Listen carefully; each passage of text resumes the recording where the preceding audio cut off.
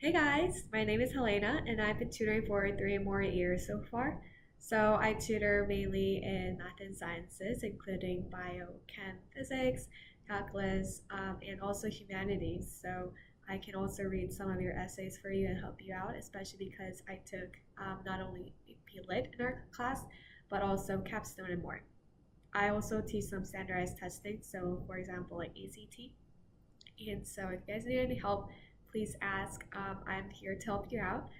But today we're going to learn a little bit about cellular respiration. And I've made some slides so that it helps you to understand with a little bit of visuals and more concepts. Okay, so cellular respiration. So here's a little bit of overview of what cellular respiration and photosynthesis have.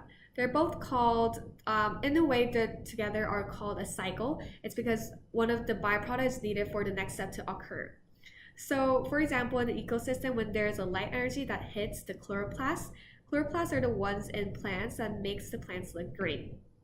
So in chloroplasts, we are going to have CO2 and H2O from the ecosystem. We're going to use the carbon dioxide, the ones we breathe out, that CO2, with H2O to produce organic molecules such as glucose. I hope you guys all know what glucose is. It's a simple type of sugar. And O2. So with the glucose and O2 provided thanks to the plants, not only humans like us, but other types of animals and plants are going to, in mitochondria, mitochondria is sometimes referred to powerhouse or the power source. And this is because not only do they produce the CO2 and H2O needed for photosynthesis, but also they produce something called ATP. Now, ATP is a shortened version of adenine triphosphate, and ATP powers most cellular work that happens in our body. And it also produces heat energy, which is why it gets hot. So comparison summary, the breakdown of organic molecule is exergonic, meaning that it produces heat. And it's just like what we learned before, right? The heat energy, it's like when we do workout, it's hot. So the breakdown of organic molecule can be now differed in 3 different ways. First one is fermentation. Fermentation is a partial degradation of sugars that occurs without O2. So it cannot have O2. If there's O2, you can't really do fermentation. Then we have aerobic respiration, and this is when an object consumes organic molecules with O2, and it's the only one that produces ATP out of the 3 different ways of breakdown. Then we have anaerobic respiration, and having that "and" in front of aerobic is very important. It means that an object consumes compounds other than O2. So in a way, it does not need O2 really. But it doesn't matter when there is O2. Cellular respiration has both aerobic and anaerobic respiration. So aerobic, it needs O2, anaerobic does not really need O2, but it's often referred to aerobic respiration. And the reason is that aerobic means it needs O2, while as anaerobic is, it doesn't really matter if there is O2 or not. So we're going to go with the picky one. So we're going to say cellular respiration is often referred to aerobic respiration because it needs O2. And organic compounds used include carbohydrates, fats, and proteins, all one of the 3 most important daily nutritions we need every day.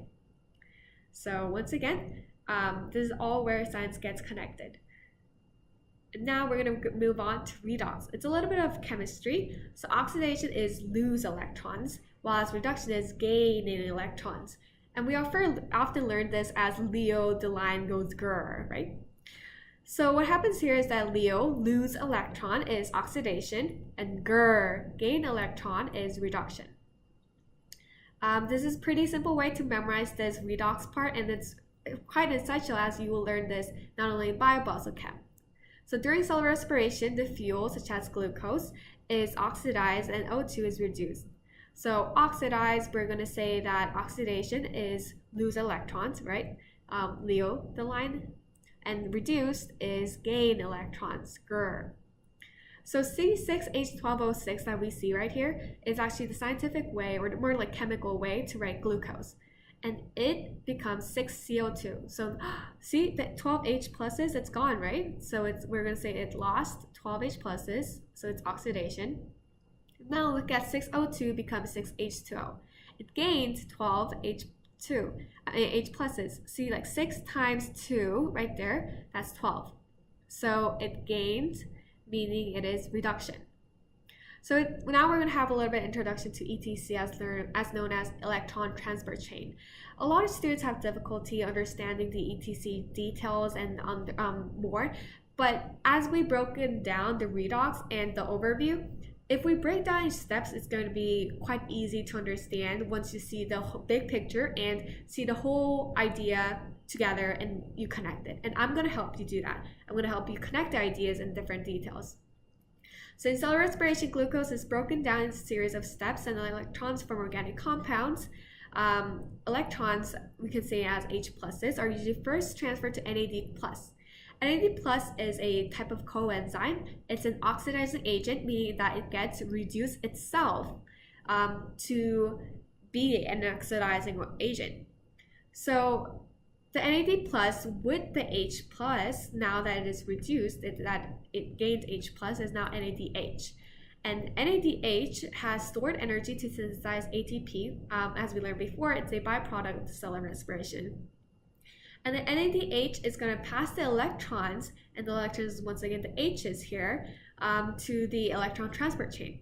So that's all about it. It's a little intro to cell respiration.